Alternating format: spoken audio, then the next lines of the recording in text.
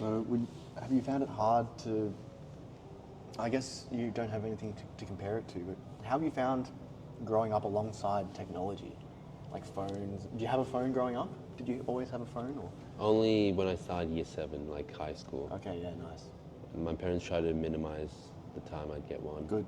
But I still had like, when I was a little kid and waiting for parents in the hospital or doctor's appointment or whatever, just on my mom's phone, watching like Stampy Cat or some other Minecraft YouTubers. Oh yeah, Minecraft. Yeah. Yeah. You play any Minecraft, or did you is it just a kids thing that you used to do? It was mostly watching, but then I, here and there, like played a bit, but always watched the YouTubers using the mods and stuff. Yeah, I'm a bit of a Minecrafter myself. Yeah. I must admit. And then we started in high school a lot of Minecraft Education Edition because they made us download it for free Wait, in the school. so part of your high High school, yeah. part of your high school education was playing Minecraft Education Yeah. Edition. Like I think Wow. during like a history class or biography, it was a class called Our World, which is like a combination of biography and history. And for that we had to like, in Minecraft Education, build some kind of like landmarks That's or so something. cool. Yeah. Man, I remember when our primary school first got iPads. It was just like maybe a rack of 10 iPads, and it was amazing. It was like none of us could believe these like futuristic things. iPads, like you could touch the screen. It was amazing back in primary school, and we only got like 20 minutes a week on the iPads, and it was the best time of the week. Was it like free time or? It was part of GLC, Global Learning Center or something. You know, learning about IT and all that kind of stuff. But we just played games on there. It's really eye-opening to how next level addictive it is, technology in general. It's next level. Everything else pales in comparison. You know, as soon as we got on that iPad, it was all we could think about. Like, and then for the whole week, we could just think about the iPad. We couldn't think of anything else apart from just getting back on the iPad. It's totally like a drug. It's crazy, and the fact that they were letting us do it in primary school, even just giving us a taste of it, it's like, you know, giving a kid a taste of heroin or something. You know, it's crazy. And it's even worse than a lot of drugs, because a lot of drugs you can just avoid your whole life because Yeah, but this is a necessity now. it's not There's part no of life. avoiding it. People use it to study. People use it to do certain projects for classes. People use it for work. People use it for even online businesses and doing online freelance work. And a lot of people use it just part of their life. You can't really avoid it, yet it's so addictive. Yeah. And even social media, social media is real addictive. Oh man, And the algorithms are so good. social media, man. Social media. And if you use social media like for work, doing shift covers on Facebook, you can't really delete it.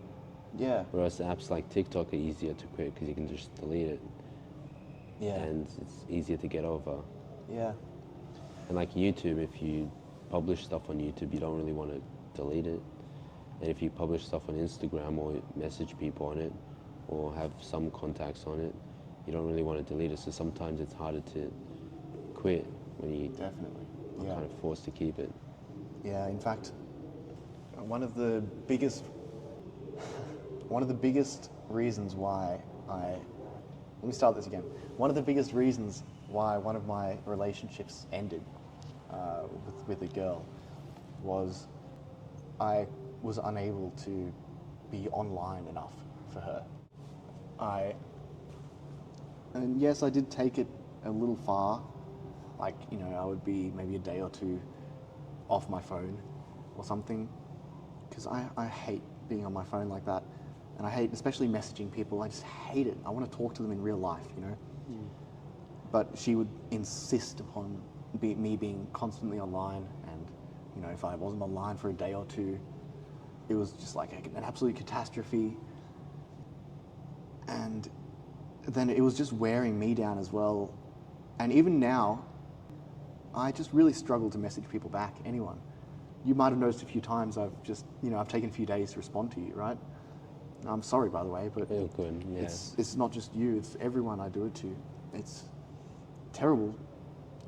It's like I have this avoidance towards checking my messages and replying to them for some reason. But also you tend to have better mental health when you take a break from devices. Exactly, which is why I hate how reliant we are on all of this, because you have a responsibility to always be online, and if you don't, you break up with your girlfriend, you won't get that job opportunity you Yeah. applied for. It's just horrible, this world we live in some ways. Yeah. That's why I like to use Do Not Disturb on my phone, where it kind of stops me from getting any notifications or sounds. Yeah. Or But I feel guilty putting on Do Not Disturb, because then, that responsibility is still there. I'm just ignoring it almost, And then a lot of phone calls go to voicemail because you're on Do Not Disturb. Yeah. They're not on like your favorite contacts. Yeah, and that's another thing. I'm really bad at checking my voicemails and my emails, and there are so many different avenues that you have to be on top of all the time. Like a million different things that you always have to keep track of, and I just can't. I don't want to keep track of everything like that. Just let me live my life and not have to live a second life online. I hate that. And then you get like an element of FOMO when you're fear of missing out Exactly. and constantly checking emails, being I what you know. missed. Or It's so conflicting, because you don't want to be involved in it, but then obviously you do want to be involved. You feel Yeah. left out. And the more often you check it, the less there is to check. So you end up just opening up to the app a couple of times a day when it has no new messages or no new emails.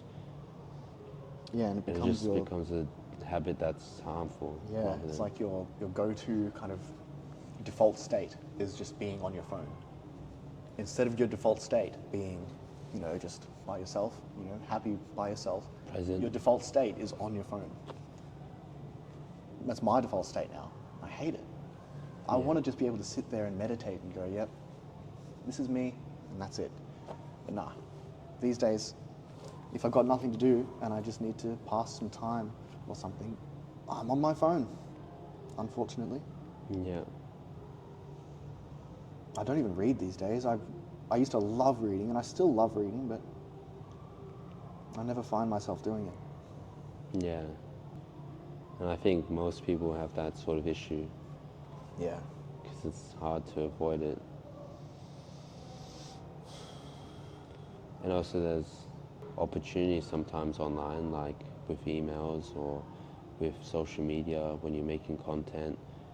And sometimes you don't want to miss out on that opportunity by sacrificing it. But when you go for it, you kind of might cause yourself to fall into a new addiction. Yeah. Because I know people who don't have any social media, but again, there's other stuff that they're missing out on that they could have been doing on social media, like a podcast or Yeah, right. some other stuff. Yeah, I admire people who stay off social media. But yeah, I do feel like they're missing out on stuff. And also like LinkedIn is social media, but also a job seeking site. And you never know, and like maybe not now, but in like a year time, you might get a random new job opportunity that might change the course of your career or life. So, And if you're not checking it, you just won't know. or if you don't even have an app or Yeah. account. Well, maybe we'll find a solution. Maybe humanity will figure out how to. When someone enters a new culture and they need to, Reimburse or almost assimilate, I guess, into the culture. There's one word I'm thinking of. Anyway, God, can't think of the word. Integrate, I guess. Yeah. Hopefully, one day soon, humanity will find a way to integrate all this technology into our lives in a healthy way, because it's so unhealthy right now. and with online gambling nowadays as well. I see these videos on Instagram. These people, like these Aussie dudes, going to the pokies and putting in like $300 and winning thousands of dollars. And you have to think how many attempts they made before they got the shot they needed, right? How much money did they actually lose before they got that one shot?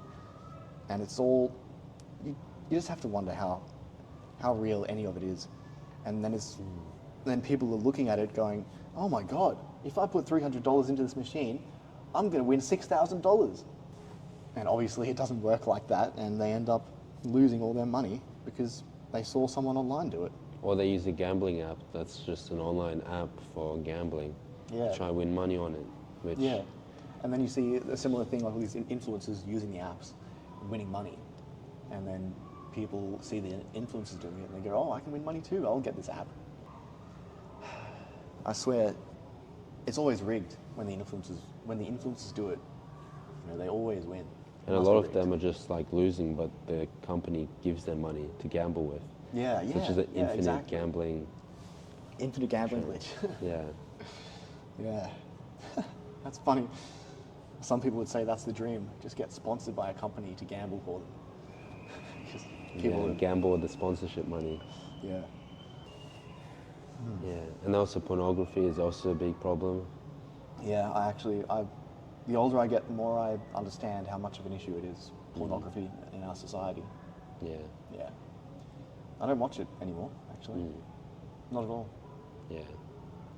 It's And all a up lot, here. yeah, right. Imagination. Yeah. And a lot of kids nowadays are getting hooked on it as well, at like an age where they shouldn't even be watching it. Way too young. I mean, even some of the kids that I lifeguard, some of the words they use, some of the things they talk about. Like when I was 10 years old, I was playing with trucks. For God's sake, I wasn't talking about, I don't know, like, I don't even know. Yeah. Just inappropriate things for their age. Or inappropriate actions as well. Yeah. Like the other shift, like we had lifeguards having to tell off a kid because they inappropriately touched another kid. Yeah. Yeah. Yeah, and they probably saw it online. It's probably, well, maybe. Or in like some scripted like video. But I remember when I was a kid, you know, I was playing with trucks and stuff, but I did have an interest in girls. Yeah. even in prep. But it's more of an innocent interest Oh, definitely. So because innocent. you don't get exposed to this stuff. But nowadays with the videos, you know, you get exposed to stuff like 10 years in advance, Yeah. and it can change your psychology or psyche. Yeah. I remember seeing my first ever, like seeing someone die for the first time on the internet. Not good. Have you ever seen that? I've seen different types, yeah. Yeah. Sometimes it doesn't really feel as much, but like if it's a cartel member slowly cutting someone's throat, and that's a lot worse. Yeah. These days I just look away. I've seen it, like, I just know what to expect already. I don't want to see it. Yeah. It's quite traumatic, really.